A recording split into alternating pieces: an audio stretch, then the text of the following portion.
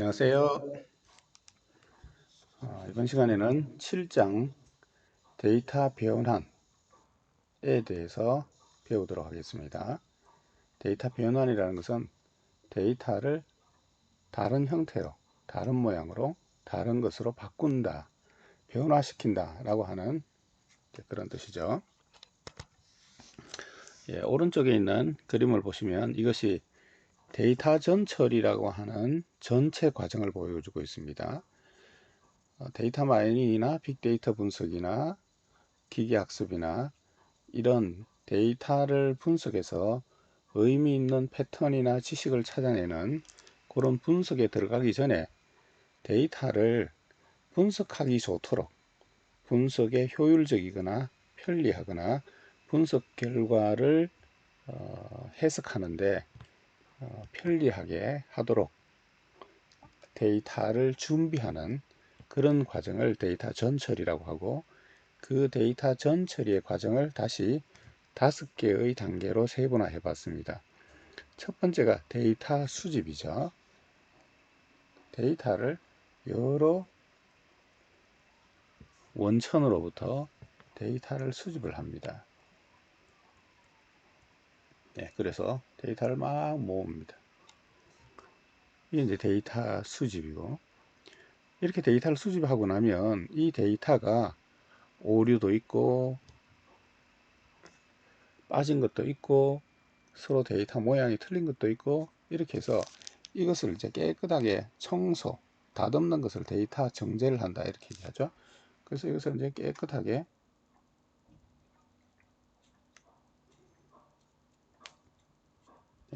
정제를 했습니다. 그런 다음에 이제 데이터 통합을 하게 됩니다.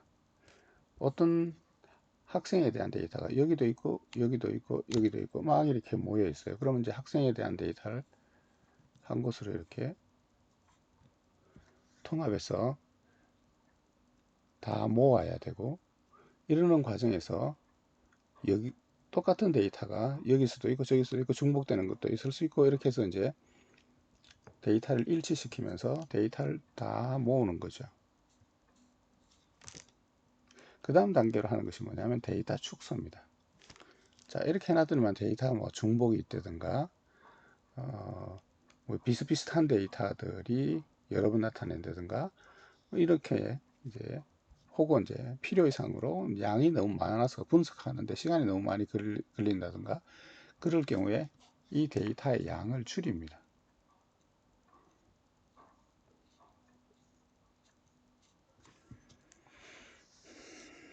그 다음에 이제 마지막으로 하는 것이 데이터를 변환하는 겁니다.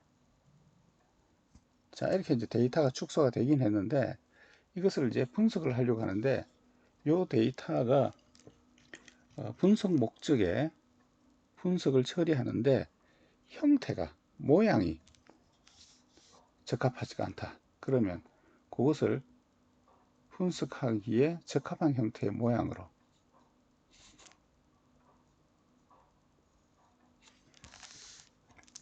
다른 형태로 바꾸어서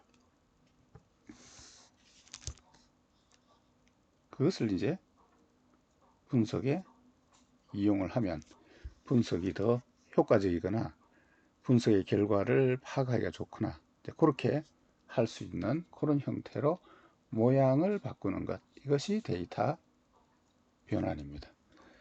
이 데이터 변환을 하는데 방법이 여러 가지가 있습니다. 뒤에 가시면 이제 6가지에 대한 내용이 나올 텐데, 이 데이터 변환에 사용하는 이 기술 중에서 정교화라고 하는 기술, 이산화라고 하는 기술, 그 다음에 개념 개청이라고 하는 이 세 가지 방법에 대해서 이번 장에서는 주로 배우게 됩니다. 자, 데이터 변환이라고 하는 것은 무엇인가? 데이터 변환에 대한 개념을 먼저 소개를 드리면, 데이터 변환이라는 것은 이제 전처리 과정을 통해 가지고 데이터를 잘 모았고, 또 너무 양이 많을 경우에는 데이터의 양도 줄였고 해서 데이터가 준비되었습니다. 그렇지만 그 데이터들이 이 분석에 적합한 모양으로, 적합한 형태로 준비가 안 돼 있을 수 있습니다. 자, 그럴 경우에 이 데이터 마이닝이나 기계학습이나 이런 빅데이터 분석에 적합한 형태로 데이터의 형태, 모양을 바꾸는 과정을 데이터 변환이다 이렇게 얘기합니다. 이렇게 데이터 변환을 하게 되면 데이터 마이닝 프로세스를 더 효율적으로 처리할 수 있거나 이런 데이터 마이닝이나 데이터 분석의 결과로 나온 발견한 이 패턴을 보다 쉽게 이해할 수 있는 그런 형태로 우리가 데이터를 바꿔 나갈 수 있습니다. 다른 모양으로 표현할 수가 있습니다. 데이터 변환 방법에 이렇게 6가지가 지금 설명이 나와 있죠. 데이터를 다른 모양으로 변환하는 방법, 다른 모양으로 바꾸는 방법에 평활화라고 하는 게 있고요. 집계라고 하는 게 있고, 속성 구성이라고 하는 게 있고, 정규화라는 게 있고, 이산화라고 하는 게 있고, 개념 계층이라고 하는 게 있어요. 평활화, 영어로는 스무딩인데, 데이터가 막 왔다 갔다 복잡하게 되어 있으면 이것을 평평한 모양으로 이렇게 부드럽게 평평하게 만들어주는 이런 것을 이제 평활화라고 그럽니다. 이 평활화는 앞에서 데이터의 잡음을 없애는 방법으로, 데이터 정제 방법 중에서 잡음을 없애는 방법으로 평활화를 쓸 수 있다라고 하는 것에 대해서 말씀드렸죠. 예, 그 똑같은 평활화 방법을 데이터 변환 관점에서도 사용을 할 수 있습니다. 앞에서 이미 말씀드린 것처럼 이 평활화 방법에는 국한화, 비닝 방법, 회귀 방법, 군집화 방법 이런 것들을 통해 가지고 데이터를 평평하게 평활화, 스무딩하게 만드는 이런 방법이 있습니다. 앞에서 잡음 제거하기 위해서 평활화 방법에 대해서 이제 설명을 드릴 때 이런 내용들을 이미 설명을 드렸죠. 그 다음에 또 하나 방법은 이제 집계 값입니다. 집계를 구하는 겁니다. 집계라고 하는 것은 데이터가 많이 있는데 이 개별 데이터가 아니라 이 데이터로부터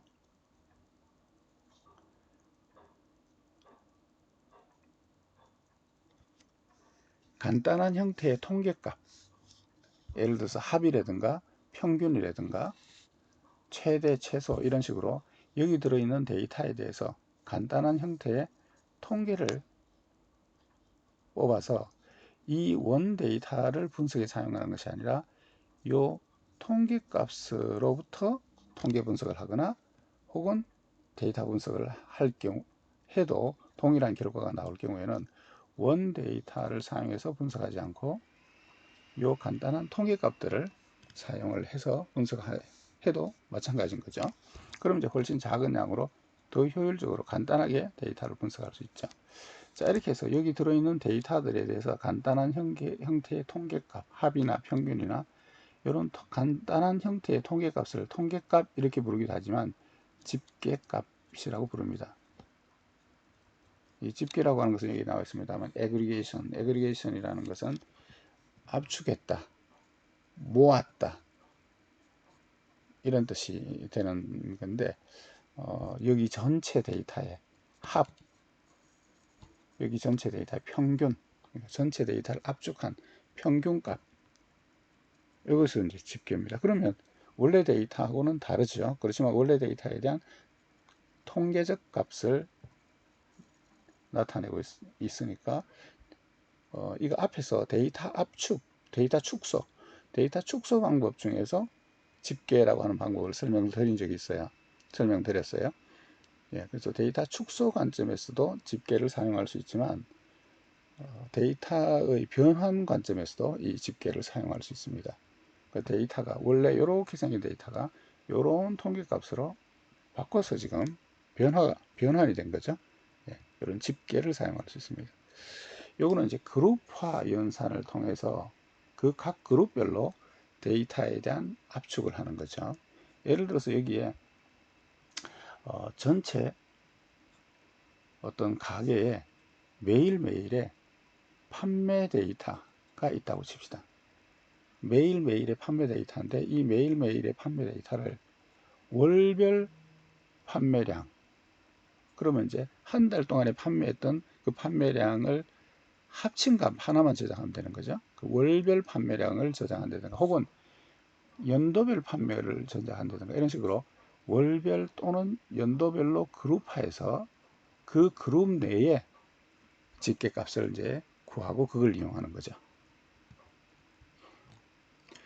이런 이제 그 집계값을 분석 기준이 될 것이라고 생각되는, 다시 말하면 집계의 그룹을 나누는 어떤 그룹화의 기준에 대해서 만들 수 있는 모든 종류의 집계값을 다 만들어 놓은 것, 다 가지고 있는 것, 이것을 데이터 웨어하우스에서 데이터 큐브라고 그렇게 얘기했습니다.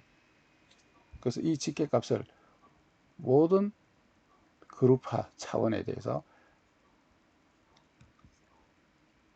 다 가지고 있다. 그러면 분석을 할 때 이 그룹화 차원에 대해서도 집계를 이용할 수도 있고, 이거에 대해서 이용할 수도 있고, 이거에 대해서도 이용할 수 있고, 그래서 그때그때마다 이용할 수 있다. 그래서 온라인 분석이 가능하다. 온라인 분석이라는 것은 라인에 연결되어 있다. 라인에 연결되어 있다는 것은 컴퓨터 앞에 앉아서 온라인 상태에서 어떤 데이터에 대해서 분석 알고리즘을 돌리면 잠시 기다리면 결과가 나오고, 다시 어떤 분석에 대한 요청을 하면 또 결과가 나오고, 이런 식으로 인터랙티브하게 혹은 실시간 리얼타임으로 컴퓨터 앞에 온라인 상태에서 앉아서 분석 업무를 할 수 있다. 이 분석이라는 것은 시간이 많이 걸리는 복잡한 작업인데, 그래서 한번 돌려놓으면 한 달이 걸릴 수도 있고 1년이 걸릴 수도 있고 혹은 뭐 1시간이 걸릴 수도 있고, 앉아서 기다리기에는 시간이 너무 많이 걸리는데, 이런 집계값을 유지해 놓으면 여기서부터 꺼내 와 가지고 작은 집계된 상태에서 데이터를 하기 때문에 빨리빨리 처리가 되어서 온라인 상태에서 분석이 가능하다. 그래서 이것을 온라인 어널리티컬 프로세싱, 온라인 어널리티컬 프로세싱, 그래서 온라인 분석 처리, 올랩이다 이렇게 얘기합니다. 이 올랩 업무를 가능하게 하기 위해서 모든 가능한 차원에 대해서 집계값을 다 가지고 있는 이 집계값의 모임, 이것을 데이터의 큐브다 이렇게 불렀죠. 그래서 이 큐브를 활용해서 온라인 분석 지원을 할 수 있다. 이 얘기를 앞에 데이터 축소에서 얘기했습니다.